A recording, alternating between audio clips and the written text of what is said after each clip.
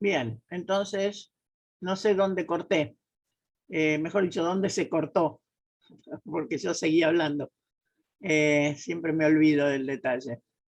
Bueno, entonces, repito, por las dudas, en la exoquinasa, que es una enzima que cataliza la unión de una exosa con componentes del ATP. Entonces, en el sitio activo se ubica la exosa. Fíjense que la molécula de proteína es mucho más grande que lo que sería una glucosa, por ejemplo. En el otro caso, en la lisosima, lo que se ubica es un polisacárido. Por lo tanto, ese sitio activo de la lisosima es mucho mayor porque permite entonces albergar un polisacárido que es una macromolécula y ese es el sustrato.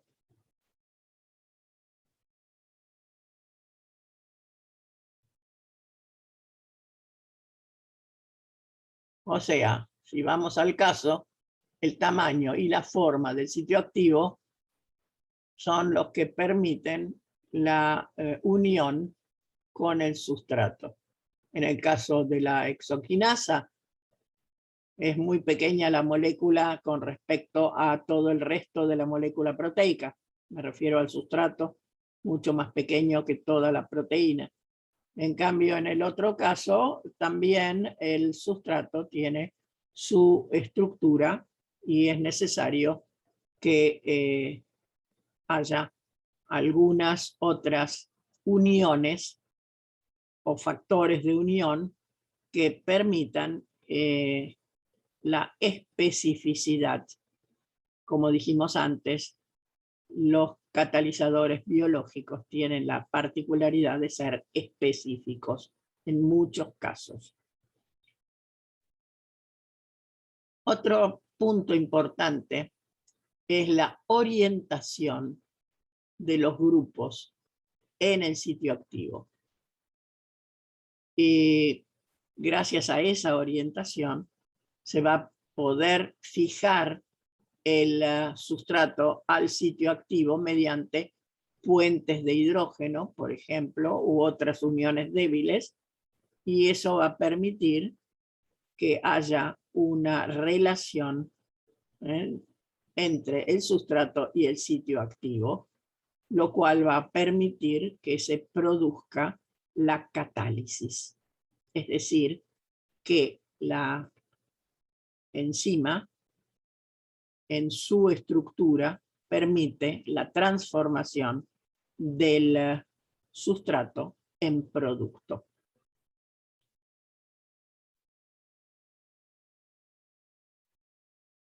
Por supuesto que hay distintos modelos para explicar la interacción entre la enzima y el sustrato. Esos modelos son algunos bastante antiguos, por cierto. Ejemplo, modelo llave cerradura. Habrán escuchado nombrar a Emil Fischer en química orgánica, por lo tanto, no creo que sea nuevo el nombre para ustedes. Muchas reacciones enzimáticas se pueden explicar mediante ese modelo llave-cerradura. O sea, son perfectamente complementarios el sitio activo de la enzima y el sustrato.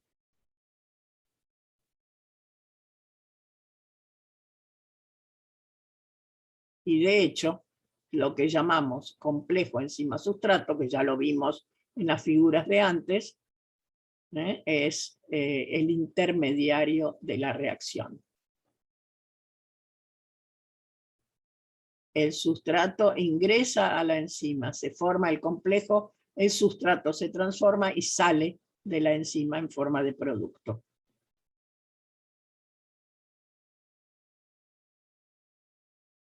pero es muy específico el modelo llave-cerradura, porque es como que permanentemente están en esa forma. Sin embargo, la enzima podría tener una parte de su sitio activo tal que cuando se va acercando el sustrato, ese sitio activo se amolda, se adapta a la estructura del sustrato para formar el complejo en el cual se transforma el sustrato en producto. En este caso hablamos del modelo de ajuste inducido.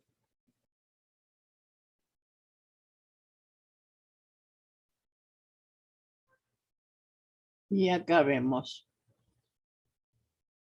con dibujitos, sitio activo, el sustrato se ubica y se forman, en este caso, dos productos, y el sitio activo permanece exactamente igual. En este caso tenemos el modelo llave-cerradura, y es lo mismo que tenemos acá, ¿no? O sea, la enzima con su sitio activo, que es complementario de la estructura del sustrato, el complejo enzima-sustrato, y luego se separará con el cambio que corresponde. ¿Qué pasa en el ajuste inducido? O sea, cuando el sitio activo tiene cerca el sustrato, entonces va a haber una pequeña transformación para amoldarse, ¿no? Y permitir que se produzca la reacción química. Y acá es lo mismo. Ninguno de los dos tiene la forma como en el caso de la llave cerradura, sin embargo, ¿no? Se amoldan, se adaptan cuando se van acercando. Bien. Bueno, a ver si tienen alguna pregunta. Los escucho. Si algo no les ha quedado claro, adelante.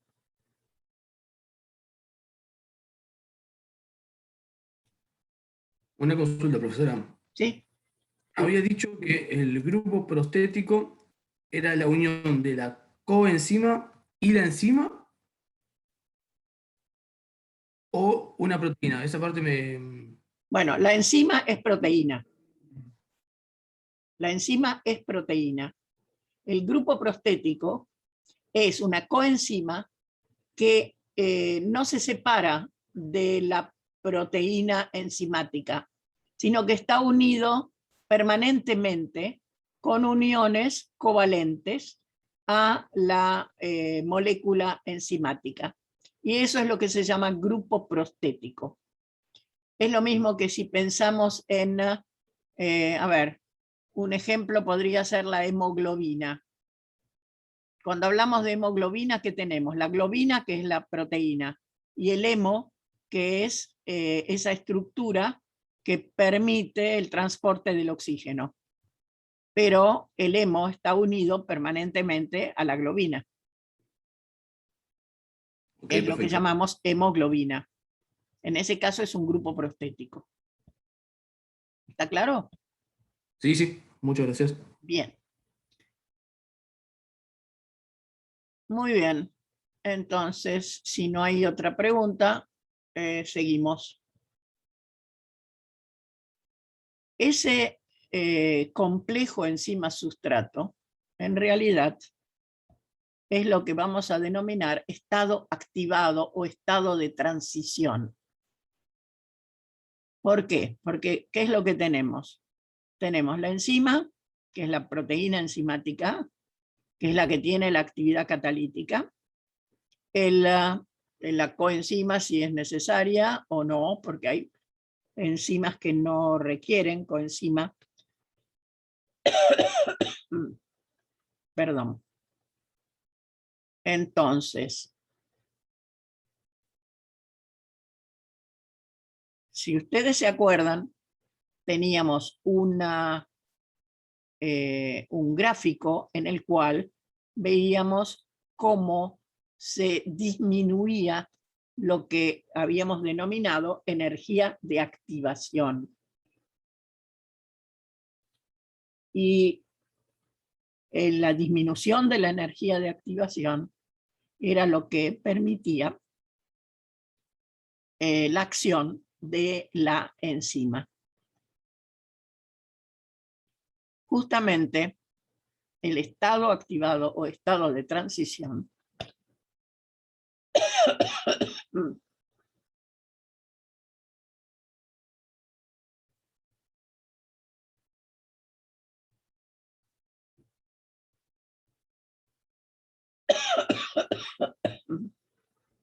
bien, perdónenme, pero de vez en cuando me quedo sin voz. Entonces, la cantidad de energía que se requiere para una determinada reacción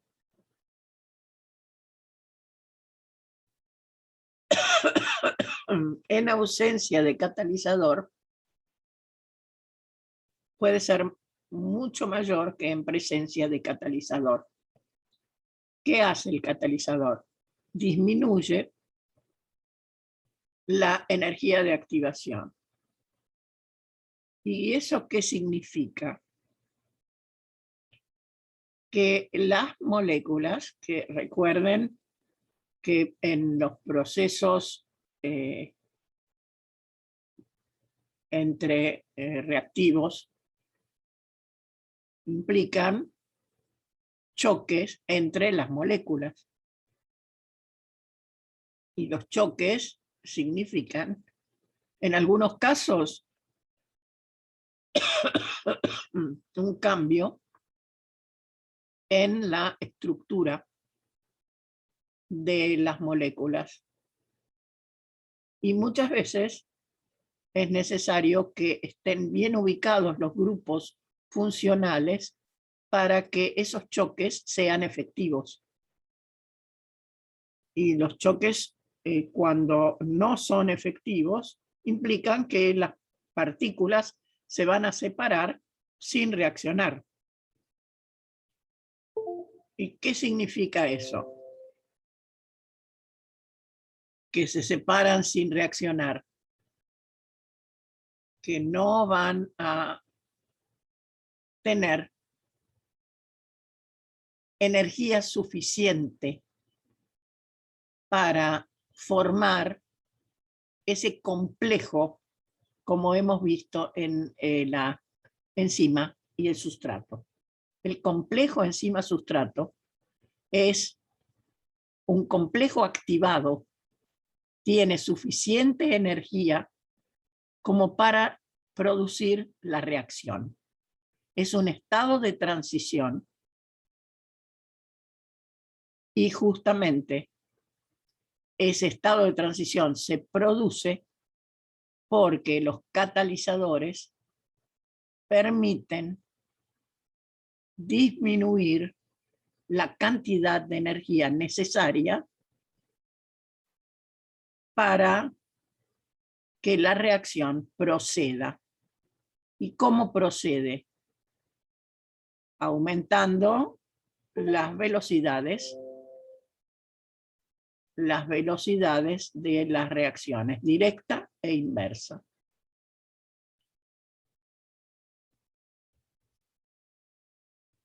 ¿Por qué hablamos de velocidad directa e inversa? Porque estamos hablando de equilibrios. Y el equilibrio es cuando la velocidad de la reacción directa es igual a la velocidad de la reacción inversa. ¿Están de acuerdo con eso?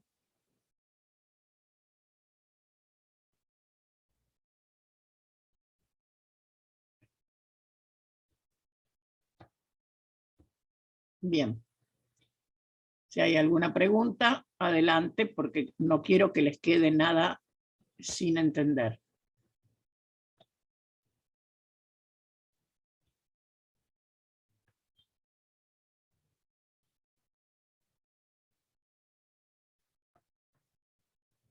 Bueno. Acá tenemos los mismos diagramas que vimos antes, de energía libre. Recuerden, delta G es la energía libre. Este es la energía del estado inicial, es decir, de los reactantes. Esta es la energía del estado de transición. Y esta es la energía de los productos, es decir, del estado final.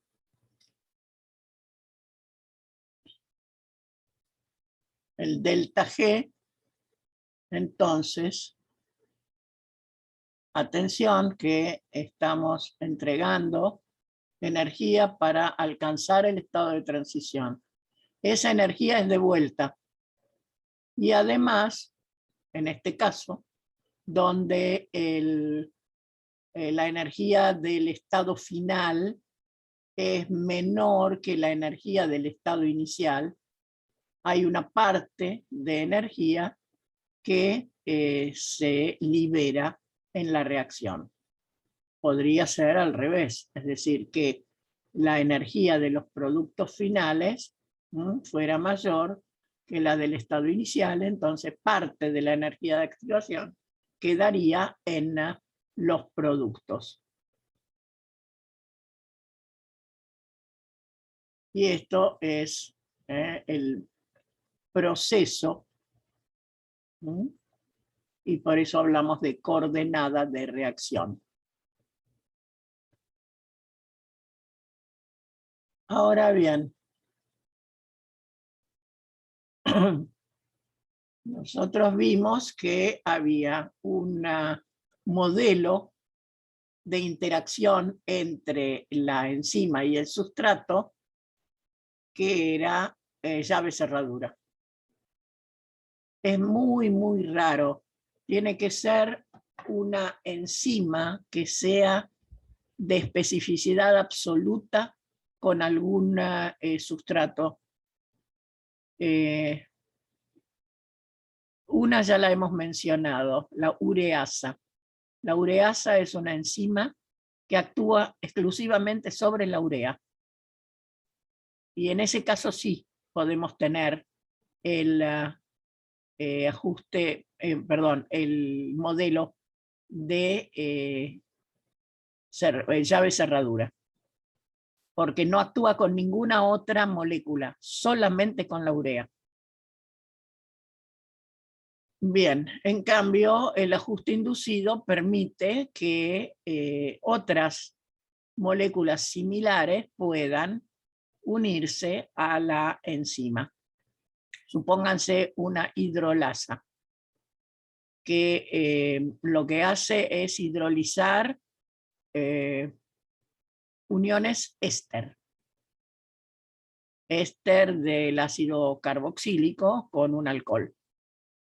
No importa cuál es el alcohol y cuál es el ácido carboxílico, la hidrolasa puede actuar en esas reacciones, aumentando la velocidad de reacción. En general, la hipótesis del ajuste inducido implica la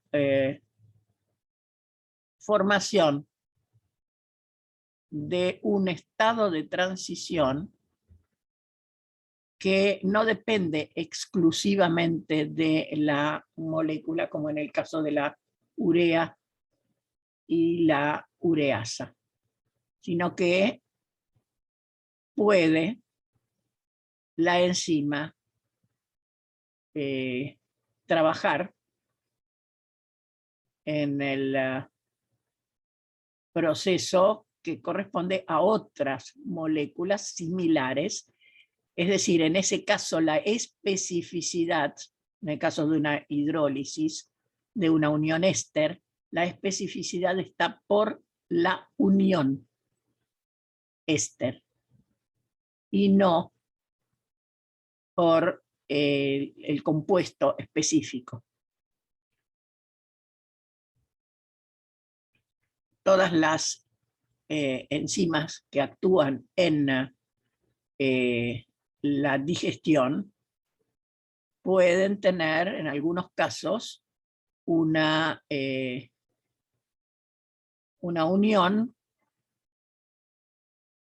con diversos compuestos, pero que todos tienen el mismo tipo de unión. Así que ahí hay una adaptación. En el caso entonces del ajuste inducido, pueden ser otras moléculas que tienen la misma posibilidad de sufrir la catálisis sin ser específicamente compuestos ya prefijados. ¿Y qué es lo que se va a producir? Lo que se llama el ajuste inducido. Ahí hay una modificación. Ninguna de las dos partes que se van a unir, que son la enzima en su sitio activo y el sustrato, ninguna de las dos tiene la forma que tenía al estado libre en solución. O sea, la enzima modifica la forma del sitio activo para acomodar el sustrato. Y el sustrato, a su vez, se adecúa a la forma que tiene el sitio activo. Eso es el famoso ajuste inducido. Y ahí se forma lo que se llama estado de transición.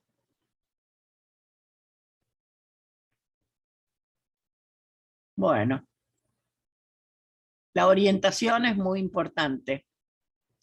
Y la orientación tiene que ver con la forma como se acomoda y cómo el sitio activo presenta el sustrato para que sufra la transformación.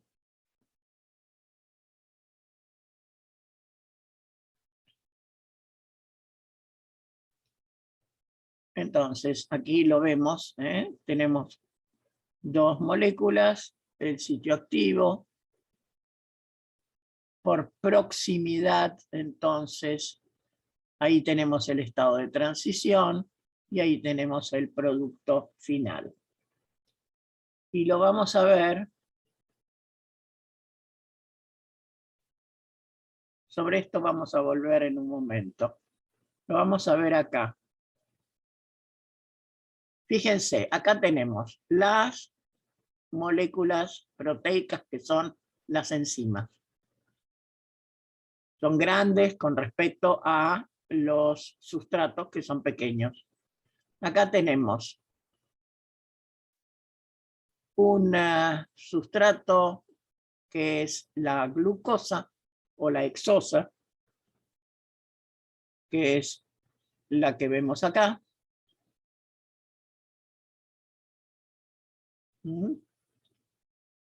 Y la enzima es esta grande. Este es el sitio activo.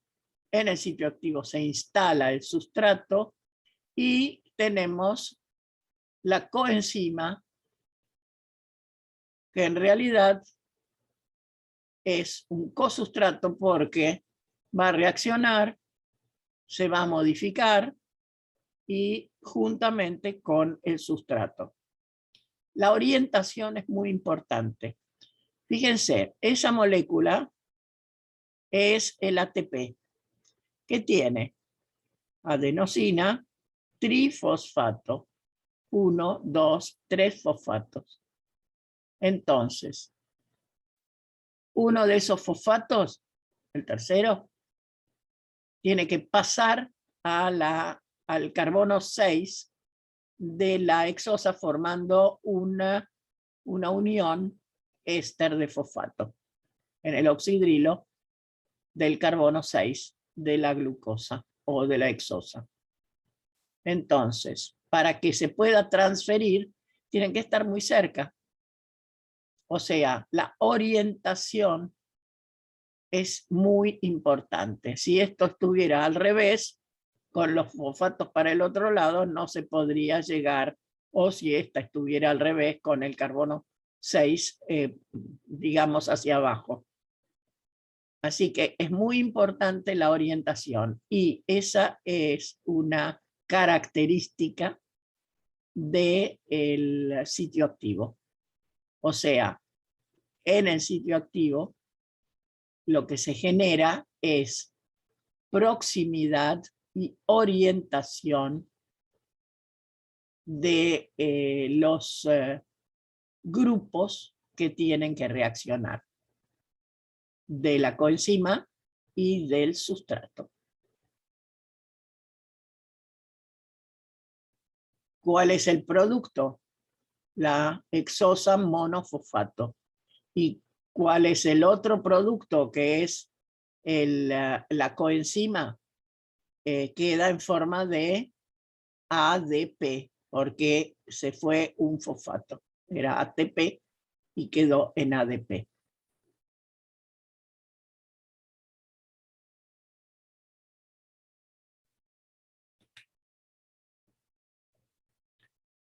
Las enzimas tienen la particularidad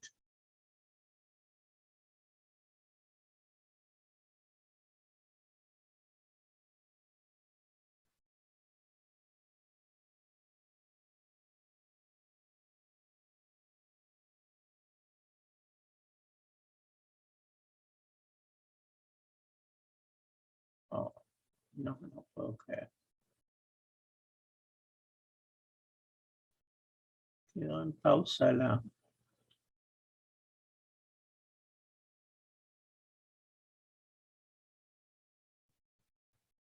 Bueno.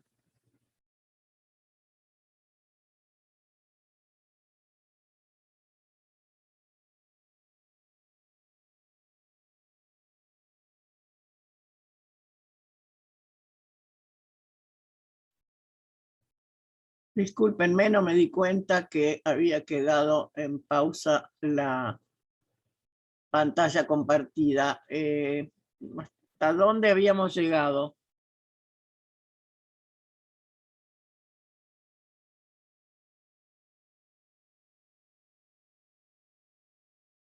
Si alguno se acuerda dónde habíamos llegado, me hacen el favor de decírmelo para que yo pueda repetir lo que estaba explicando.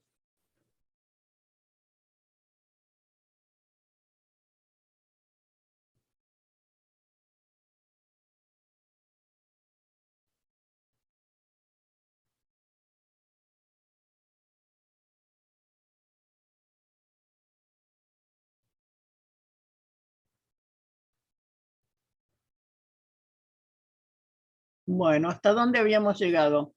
Sugiéranme, por favor, para volver a recuperar lo que se perdió.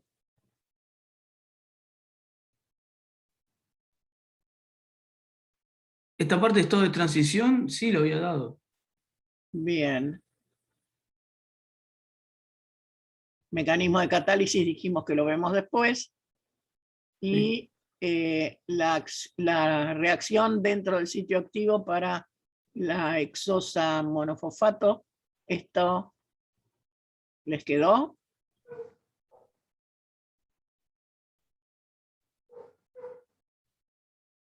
Hasta ahí llegamos. Bueno, entonces, dentro del sitio activo tenemos orientación y proximidad.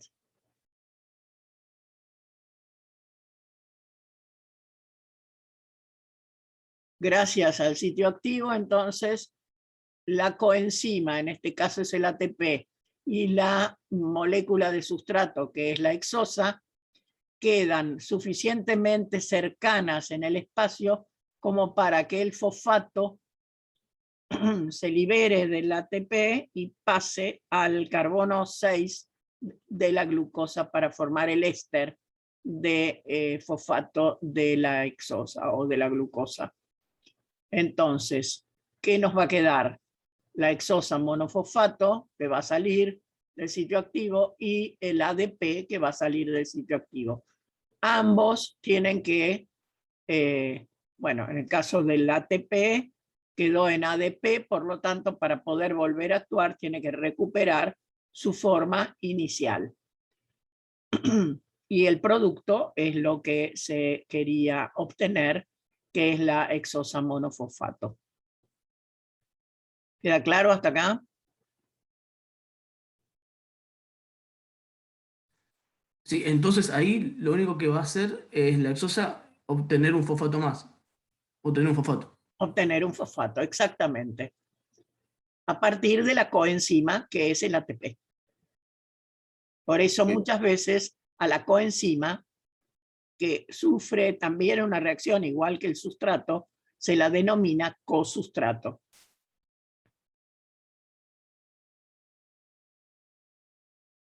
¿Quedó claro? Sí, sí, perfecto, gracias. Bien. Entonces, dentro de la especificidad y la orientación, tiene mucha importancia la estereoespecificidad. Muchas veces solamente un sustrato puede ingresar al sitio activo. ¿Por qué? Porque el otro enantiómero, estamos hablando de estereoespecificidad, por lo tanto hablamos de enantiómeros. El que tiene el oxidrilo a la derecha no, el que tiene el oxidrilo a la izquierda sí, o el que tiene el grupo amina a la izquierda sí, el que tiene el grupo amina a la derecha no. Por esa razón, es decir, por la razón de que las enzimas son selectivas con respecto a los grupos funcionales de los sustratos, es que todos los procesos se pueden llevar a cabo perfectamente en orden. O sea, ¿por qué razón todos los aminoácidos de las proteínas son L-aminoácidos? Porque si no, no encajarían dentro del sitio activo de las enzimas, por ejemplo. ¿Por qué razón los hidratos de carbono pertenecen a la familia D? Es decir, que tienen el oxidrilo del carbono 5 a la derecha. Bueno, esa es la estereoespecificidad. Solamente un compuesto puede entrar al sitio activo. Bien. ¿Qué factores afectan la actividad enzimática? Por una parte, la concentración de enzima y por otra parte, la concentración de sustrato, siempre y cuando la temperatura y el pH sean constantes. ¿Y eso cómo lo vemos? Concentración de enzima. A mayor concentración de enzima, mayor velocidad de reacción. ¿Y qué pasa con el sustrato? Concentración de sustrato. Vamos aumentando la concentración de sustrato hasta que se llega a una meseta. ¿Qué significa eso? Que hemos saturado la enzima y entonces la velocidad va a ser constante. ¿Por qué? Porque para que pueda ingresar un nuevo sustrato, tiene que salir un producto. Y hasta que no sale un producto, no puede ingresar otro sustrato. Y entonces la velocidad de reacción cuando la enzima está saturada, es constante. ¿Se entiende?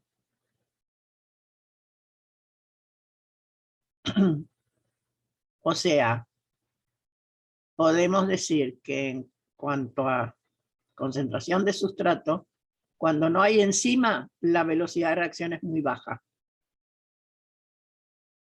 Cuando hay enzima, entonces va a ir aumentando la velocidad de reacción hasta que se alcanza una meseta, que es lo que se llama velocidad máxima.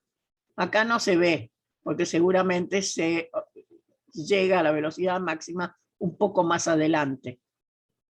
Pero, fundamentalmente, en el momento de alcanzar la velocidad máxima, es cuando la enzima está saturada. O sea, hasta que no sale un producto, no puede ingresar otro sustrato. Y eso implica una meseta en la curva. No sé si quedó claro. Sí, quedó claro. Bien. ¿Qué otros factores? Dijimos al principio de esta explicación, dijimos en condiciones de temperatura y pH constantes. Pero, por supuesto, tanto la temperatura como el pH pueden ser factores que modifiquen la velocidad de reacción. Y de hecho, en general, los pHs en los medios biológicos están cercanos a la neutralidad.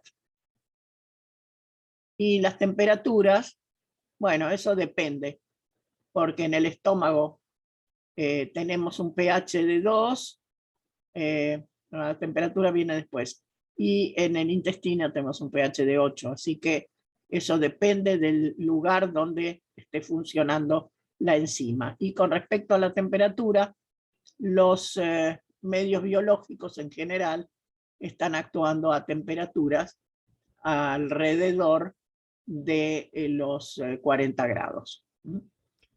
Bien.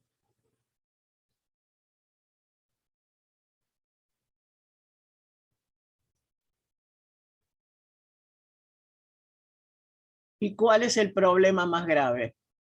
Que a determinadas temperaturas las enzimas se desnaturalizan. Entonces ya no van a poder seguir actuando porque pierden la estructura nativa. ¿Está claro? Bien. Seguimos en un par de minutos porque se nos corta la grabación.